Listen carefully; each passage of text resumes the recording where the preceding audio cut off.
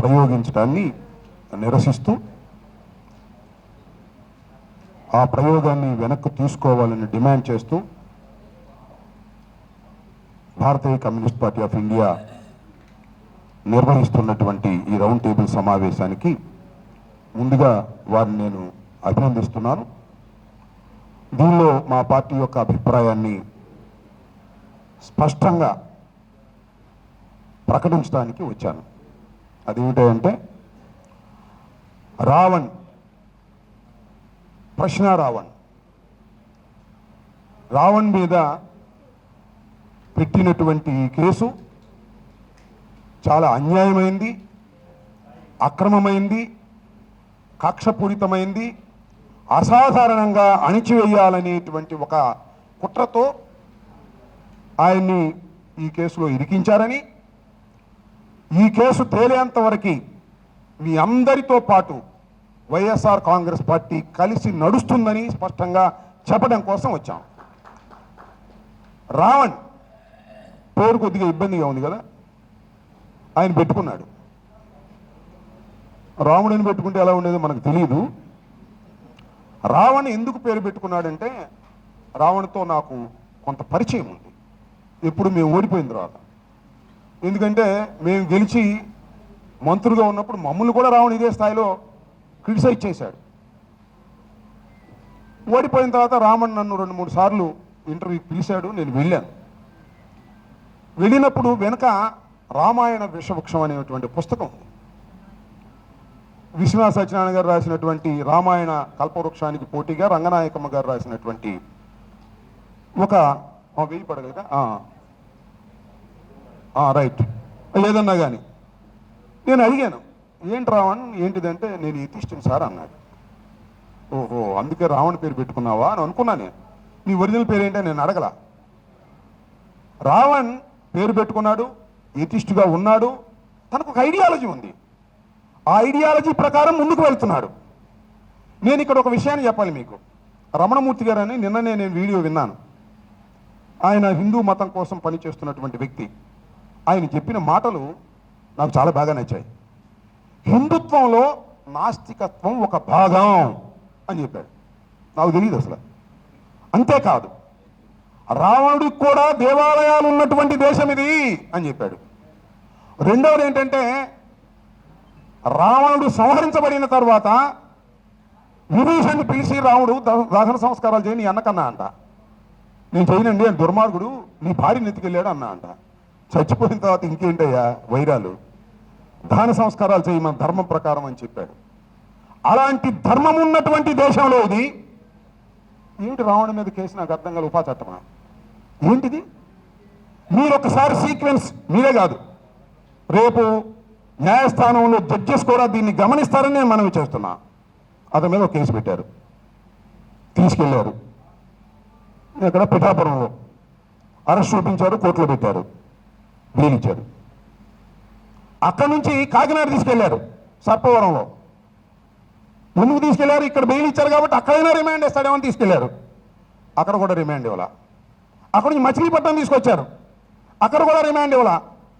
మళ్ళీ అక్కడి నుంచి అదేవరు అనకాపల్లి దగ్గర ఒక తీసుకెళ్లారు, ఏలూరు కాదు నక్కపల్లి, అక్కడ కూడా బెయిల్ ఇచ్చారు. అరే రే ఎక్కడికి వెళ్ళినా బెయిల్ ఇచ్చేస్తున్నారే, కారణం ఏంటి? బెయిల్ ఇస్తారంతే, ఇవ్వాలంతే. ఎందుకంటే 7 సంవత్సరాల లోపు ఉన్నటువంటి శిక్ష పడేటటువంటి కేసులుంటే magistrate has give the immediately the bail. ఇది చట్టం. అంటే ఇక్కడ ఒక మాట, నా సొంత మాట చెప్పుకున్నాను అనుకోవద్దు, నాకు మాత్రం ఇచ్చారు, రిమాండ్ ఇచ్చారు. రిమాండ్ ఇస్తే నేను కోర్టులో ప్రశ్నిస్తున్నా ఇవాళ, అది వేరే అంశం. అప్పుడు కోర్టు ఒక ఆర్డర్ ఇచ్చింది పోలీసులందరికీ, ఎందుకు ఇచ్చారు మీరని. అది చూసిన తర్వాత కాదు బిలో 7 years శిక్ష పడేటటువంటి కేసుల్లో మెకానికల్గా యాక్ట్ చేయకోకుండా మైండ్ అప్లై చేసి మ్యాజిస్ట్రేట్స్ ఇమీడియట్గా బెయిల్ ఇవ్వాలని హైకోర్టు సర్క్యులర్స్ ఇచ్చింది, జడ్జ్మెంట్స్ ఇచ్చింది. అలా ఇవ్వకపోతే మ్యాజిస్ట్రేట్ తప్పు చేసిన వాడు అవుతాడు కాబట్టి 4 చోట్ల ఇచ్చారు. అంటే ఏం చేయాలి? ఇంకా నేను కాసేపు అడుగుతా, ఏం చేద్దాం? ఏ కేసు పెడితే వీళ్ళు బెయిల్ రాకుండా ఉంటుంది? మర్డర్ కేసు పెట్టాలి, డెడ్ బాడీ కావాలి. డెడ్ బాడీ కావాలి, డెడ్ బాడీ లేదు. లేదు 307 పెట్టాలి, 307 పెట్టాలంటే గాయం కావాలి, పెద్ద గాయం కావాలి. తయారుగా పెట్టేది ఉపా చట్టం పెట్టారు, రిమాండ్ ఇచ్చేశాడు మ్యాజిస్ట్రేట్. తప్పదిక మ్యాజిస్ట్రేట్ గత్యంతరం లేదు. ఉపా చట్టం పెట్టిన తర్వాత, రిమాండ్ ఇచ్చిన తర్వాత ఇప్పుడు కేసు బిల్డప్ చేస్తున్నారు. వాళ్ళ ఇంటిని సోదా చేశారు. నాకు చాలా చిత్రం అండి, ఆయన సెల్ ఫోన్ అంట ఓపెన్ చేస్తేనంట భయంకరమైన విషయాలు బయటపడ్డాయంట. ఒక టీవీలో చెబుతున్నాడు, భయంకరమైన విషయాలు బయటపడ్డాయి, నక్సలైట్తో సంబంధ బాంధవ్యాలు ఉన్నాయి. ఆశ్చర్యపోయారు పోలీసులు. అంత ఒకటిదే డ్యాన్స్ అంటే ఎవిడెన్స్ కలెక్ట్ చేస్తున్నారు, కేసుని బలం చేయడం కోసం ప్రయత్నం. ఉపా చట్టానికి ఏమేం కావాలో అవన్నీ చూస్తున్నారు. వాళ్ళు ఇల్లు సోదా చేశారు. మరి గిల్టిన్ 6 దొరికినో లేదో నాకు తెలియదు. గిల్టిన్ 6 కూడా దొరుకుతాయి అంటారు. మనం కాముగా ఉంటే పెడతారు, వాళ్ళు పెడతారు. చాలా అసభ్యకరమైనటువంటి చిత్రాలు బయటపడ్డాయంట. మళ్ళీ అదొక వేస్తున్నారు బురద, ఇలాంటి వాడికి మీరు సపోర్ట్ చేస్తారా అని. చాలా దుర్మార్గం అంటున్నా. ఈ దుర్మార్గాన్ని సహిస్తూ ఊరుకోకుండా ఉంటేనే మళ్ళా ఈ ప్రయోగాలు సాగవు. లేకపోతే ఎవరి మీదైనా పెడతారు, పెట్టి తీరుతారు. ఒక కక్ష. నేను అడుగుతా ఉన్నా, నేను 2 ఉపన్యాసాలు చూసి కొద్దిగా ఇన్స్పైర్ అయ్యా. ఒకటి రమణమూర్తి గారిది. సరే నారాయణ గారు, మధు గారు అంటే వాళ్ళు కన్ని చెదరాల్సింది ఎలాంటి పౌర హక్కుల కోసం జీవితాంతం పోరాడినటువంటి శక్తులు కాబట్టి వాళ్ళు చేయాల్సిందే, వాళ్ళ ఐడియాలజీ అది. ఏబి వెంకటేశ్వరరావు గారు మాట్లాడారు. Being a IPS officer, retire అయిపోయిన తర్వాత చాలా విపులంగా ఇది తప్పు, రావణ్ మీద ఈ కేసు పెట్టడం అన్యాయం అని రిమాండ్ రిపోర్ట్ అంతా చదివి వినిపించి ఒక ప్రెస్ మీట్లో మాట్లాడిన తర్వాత నేను ఇన్స్పైర్ అయ్యా. రమణమూర్తి మాట్లాడినప్పుడు కూడా నేను ఇన్స్పైర్ అయ్యా. ఆయన ఒకటే మాట చెప్పాడు, అనపాలజెటిక్ సనాతని అంటే ఎందుకు కోపం వస్తుంది? అందుకు బొట్టు పెట్టుకుని కాషాయ వస్త్రాలు పెట్టుకుని కోపం రాకూడదంట. మరి అది కోపం వస్తుంది, కక్ష వస్తుంది. కోపం కాదు, కక్ష వస్తుంది. ఎంత కక్ష వస్తుంది? పోలీస్ స్టేషన్లో పోలీసుల ఆధీనంలో రావణ ఉంటే గోడలు దూకి వెళ్ళి చంపేస్తూ ఉంటున్నారు. వాళ్ళ మీద కేసులు పెట్టట్లా. గోడలు దూకి వెళ్తే ఇందాక వారు చెప్పారు, ఈశ్వరయ్య గారు, ధర్నా చేస్తామంటే కేసు పెడుతున్నారు. నేను మొన్న పోలీసులు ఎక్కడికో వెళ్ళినప్పుడు నన్ను నెడుతున్నారు, నేను నెట్టా, నా మీద కేసు పెట్టారు. మరి వీళ్ళు గోడలు దూకితే కేసు పెట్టరు. మరి ఈ సనాతన వారికి గోడలు దూకినా, పోలీసులు నెట్టినా, పోలీసుల్ని కొట్టినా, ఇంకో మాట కూడా చెప్తున్నా, పోలీసులు తలకాయ వాళ్ళు కొట్టాను మొన్న అమరావతిలో. ఇంత పెద్ద రాయి వేశాడు ఒక ఆయన. పోలీస్ డ్యూటీకి వచ్చినా ఇట్లా వచ్చాడు మమ్మల్ని కాపాడటానికి. వాడు ఎత్తుమే పడింది, 14 కుట్లు పడ్డాయి. కేసు పెట్టలా. కేసులు ఎవడో కనపడుతున్నారు క్లియర్గా, అందుకని కేసు పెట్టలా. క్లియర్గా కనపడపోతే ఏమో నమ్మడరామో పెట్టేసేవాడు. అక్కడ క్లియర్గా కనిపిస్తుంది, అందుకని కేసు పెట్టలా. ఏంటిది? What is this? నేనేమంటున్నానంటే, సరే అధికారంలో ఉన్నప్పుడు పోలీసులు అధికార పార్టీకి వింటారు కొంతమేరకే. అసలు పౌర హక్కులు హరించిపోయే విధంగా జరుగుతూ ఉన్నప్పుడు చాలా దుర్మార్గం. రావణ్, నేను మరొకసారి చెప్తున్నా, రావణ్ ఐడియాలజీ మా ఐడియాలజీ కాదు. రావణ్ మమ్మల్ని కూడా దూషించాడు, మమ్మల్ని కూడా విమర్శించాడు. అయినా రావణ తరపే ఇవాళ మేము ఉంటాం.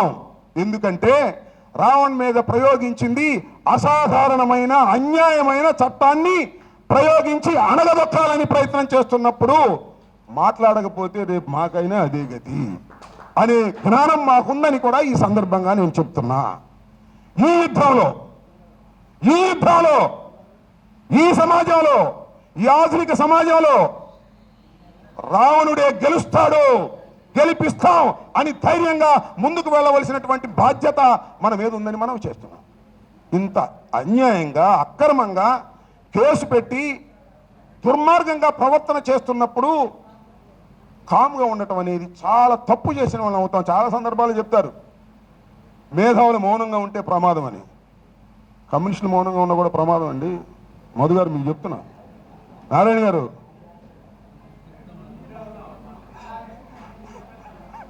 కాదు, పోనీ రిక్వెస్ట్ చేస్తున్నాం.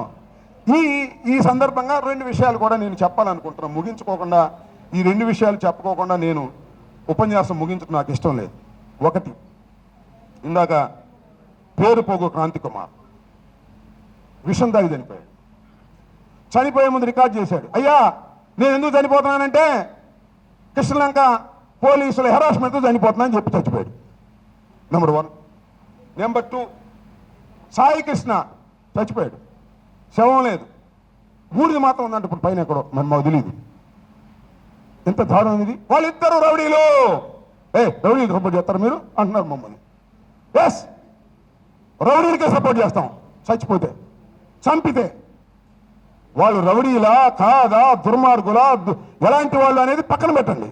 ఒక పోలీస్ స్టేషన్లో అతి దారుణంగా ఒక మనిషిని చంపి శవాన్ని మాయం చేసినటువంటి ఈ పోలీస్ వ్యవస్థ మీద తిరుగుబాటు చేయవలసినటువంటి బాధ్యత మనకున్నదా లేదా అనేది ఇక్కడ పాయింట్.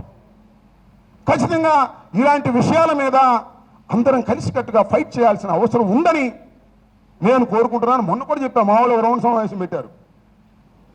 ఆ రోజున కూడా కమ్యూనిస్టులు దీనిలో ముందుకు రావాలని కోరుకున్నా అని చెప్పాను. ఇప్పుడు చెప్తున్నాను, మీ బాధ్యత మీరు నిర్వహిస్తారు. మేము కాదంటే నారాయణ గారు కానీ మధు గారు కానీ మాకు చిరకాల పరిచితులు, మాకు వాళ్ళకి ఐడియాలజీ డిఫరెన్స్ ఉన్నా పోరాటంలో వారు ముందుంటారు, ముందు ఉండాలి. అలాంటి పోరాటాలు మేమున్నా కూడా మా మీద కూడా పోరాటం చేశారు కదా మీరు, నేను కాదన్నా చెప్తున్నా. సో మీరు పోరాటం ఆపడానికి సమాజానికి ప్రమాదం అని, దానితో పాటు పౌరోక్కులు ఈ మధ్యన కనిపించలా, ఎందుకు వెనక్కి వెళ్తున్నారు కాదని నాకు తెలియదు. కానీ వాటి స్థానంలో సెంటర్ ఫర్ లిబర్టీ లాగా ఏబి వెంకటేశ్వర గారు లాంటి వాళ్ళు, ఇలాంటి వాళ్ళు కొంతమంది వస్తున్నారు. సంతోషం, వీళ్ళందరూ పెరగాలి. ఇప్పుడే కాదు, ప్రభుత్వాలు ఏవైనా మా ఉన్నా సరే మీరు పోరాటాలు చేయాలని, అలా పోరాటాలు చేస్తేనే ప్రభుత్వాలు లైన్లోకి వస్తాయి. ఇవాళ ఉపా చట్టం మీద మనం పోరాటం చేస్తే వాళ్ళకి ఏదో జ్ఞానోదయం ఏంటి అని అనుకుంటాం. ఏం కాదు, అధికారంలో ఉండిపోయిన అర్థం కాదు, అది వేరే విషయం. కానీ అర్థమయ్యి వెనక్కి తీసుకున్నారనుకోండి, శభాష్. అలాగే సిబిఐ ఎంక్వైరీ చేశారనుకోండి, శభాష్. విలువలు పెరుగుతాయి. కానీ పెరిగే క్రమంలో వారు లేరు, తరిగే క్రమంలో ఉన్నారు. వారి జ్ఞానోదయం అయితే మంచిది. ఇలాంటి సమావేశం పెట్టినటువంటి భారతీయ కమ్యూనిస్ట్ పార్టీ గారికి, వారికి నా ప్రత్యేకమైనటువంటి ధన్యవాదాలు తెలియజేసుకుంటూ, ఇలాంటి సంఘటన జరిగినప్పుడు మీరు ముందుండి గట్టిగా ఇలాంటి కార్యక్రమాలు చేపట్టాలని మనస్ఫూర్తిగా మిమ్మల్ని కోరుకుంటూ సెలవు తీసుకుంటున్నాను.